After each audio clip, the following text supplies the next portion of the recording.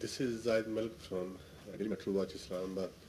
You are the unbeaten team. What was the turning point for the two-day match? What do you think about that? I think probably being 46 for 4, I think was a pretty significant moment in the game. I think any time, obviously, you get the new ball moving, Pakistan's bowling unit's obviously really impressive. So yeah, to sort of try and dig ourselves out of that hole took a lot of doing, but I think we potentially got to a score that was defendable, but obviously the way Babar Azam and Harris are held batted didn't allow us to, I suppose, get some momentum and try and get into their middle order. Imdad Shahzad, Channel 5. Still you hope to go in the final? Semi-final? Yeah, absolutely. Sorry. I think you'd be pretty naive to expect to go through the whole tournament, and I think there's too many quality teams going around to expect to win every game, and we prepared before the tournament that we would probably lose 1 or 2 games, but for us it's all about making it to those semi-finals, and then you're only 2 good games away from lifting the trophy. So for us, nothing changes. We'll prepare for the next game the same way we've prepared for the last 6. Jimmy, do you feel the teammate missed the trick by not playing East Sodi today? Oh, look, it turned. I think we can only obviously work on what we're told leading into the game, and we probably selected the team based on the information we had, but look, I think in hindsight it's easy to say an extra spinner would have been useful, but I think with the bowlers we had, the quality we had at the bowling crease, it was enough to defend that total, and unfortunately it just didn't fall our way today. Yeah.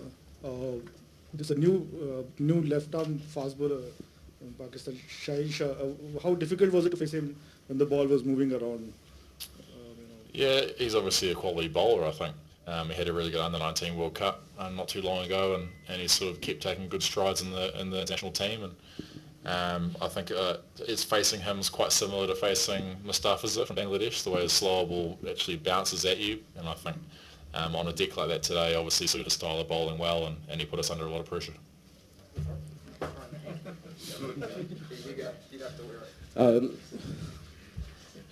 Today's match is looking like an episode of toss winning. The team who has won the toss, they have lost the match. So do you think it's the role of the toss today also?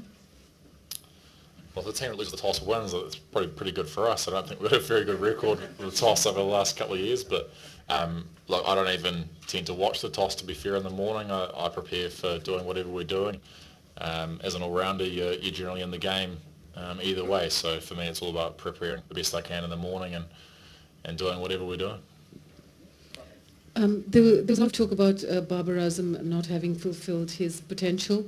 Were you wary of him? I mean, before his coming out to the crease, were you thinking that this could have been his day? What is the average in ODI cricket? What is what? His, What I was the suppose average? his is very high, but as in this tournament I'm talking about. Yeah. This tournament. Yeah. Look, I think in such a small sample size, you'd be naive to expect good players to score runs at every game. And we know the quality they have in their batting lineup, and it's only a matter of time when you've got players of that quality before they do score runs. So we've potentially got a few guys like that in our lineup at the moment who externally have a bit of pressure on them, but internally in our team we believe in their ability. And the nature of the game is that you're going to have lean trots here and there, but it's all about the quality of the player. Obviously, you and de Grandhomme pulled the innings around for New Zealand there. Was it tough to judge exactly when to go big? Because obviously over the last 4 overs you did really go big, but what was the chat there in terms of deciding when to really tee off? We targeted the 43rd when we came together. I think when you look at the quality of death bowling that Pakistan have, you really want to try and avoid exposing your tail to coming out and having to start against especially reverse swing. And so we knew our death phase wouldn't be as long as it potentially would be if we had more wickets in the tank, but we still believe that with the power we have that we could still make hay in those last 7 overs, and I think we got 85 off the last 10, which I think we would have taken 5 down going in. Jimmy, despite the fact that New Zealand lost the game, but you said 2 marks. 97 not out, the highest score at number 6 batting, and 132 is the highest partnership for the second wicket. How do you feel about it? Something I'll probably reflect on after the tournament's finished. I think obviously the whole point of trying to graft out a partnership like that is to try and get yourselves in a position to win the game, and I feel like we potentially did that. We potentially had a score that was defendable, but obviously in a game where you lose, you don't take a whole lot of pleasure out of stuff like that. Did the pitch play as you expected? You won the toss, you batted. Did it play as you expected? And generally, are the pitches in this World Cup different from the ones you've been playing on in between, before the tournament?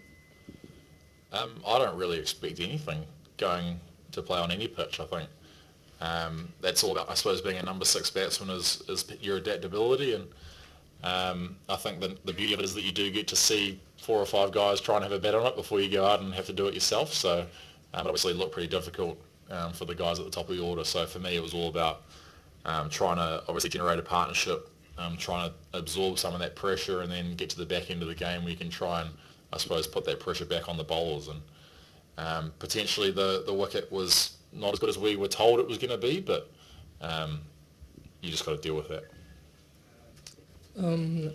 Jimmy, can you just tell us about, there's a phase in that second innings where you had it under control with about 15, 16 runs were scored over 5 overs, and then Colin Munro came over to bowl that 1 over, and then you had about 17 runs scored with the next 7, 8 balls. Would you be able to tell us what was the thought behind that, and if that's where the game sort of ran away?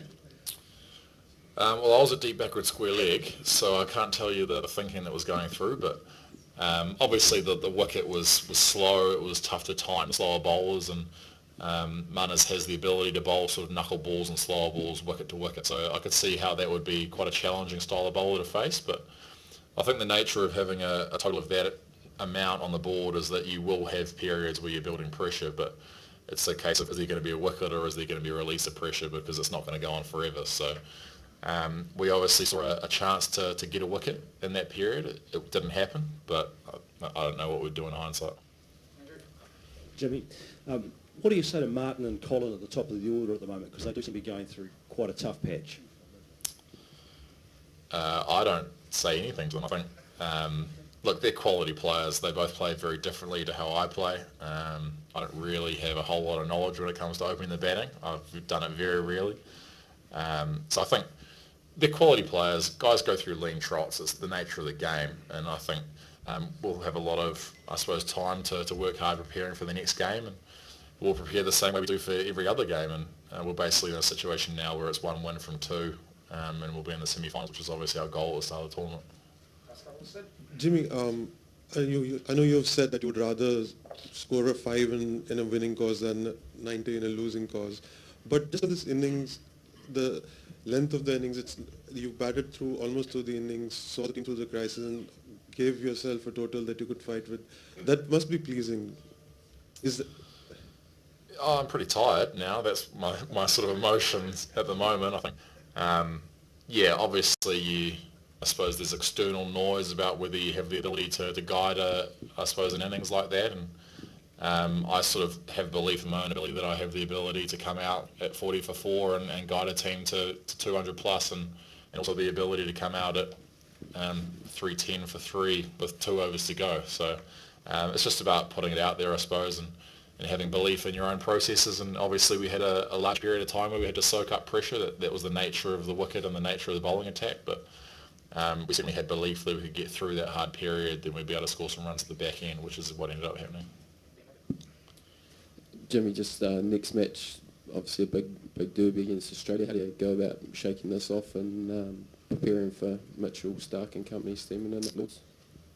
Well, I mean, the mood in the dressing room is good. The guys were joking and laughing when I left. We're not the type of team that takes losses really hard. I think we'll have a couple of beers tonight as a team and kind of talk about how that game went, and then we'll pretty much pack it and we'll hit our scouting tomorrow morning pretty fresh. And Australia are a team that we've played a lot of over the last 2 or 3 years. We know how they go about the game. They're obviously a very good team, but we certainly won't prepare any differently for them as we would any other game.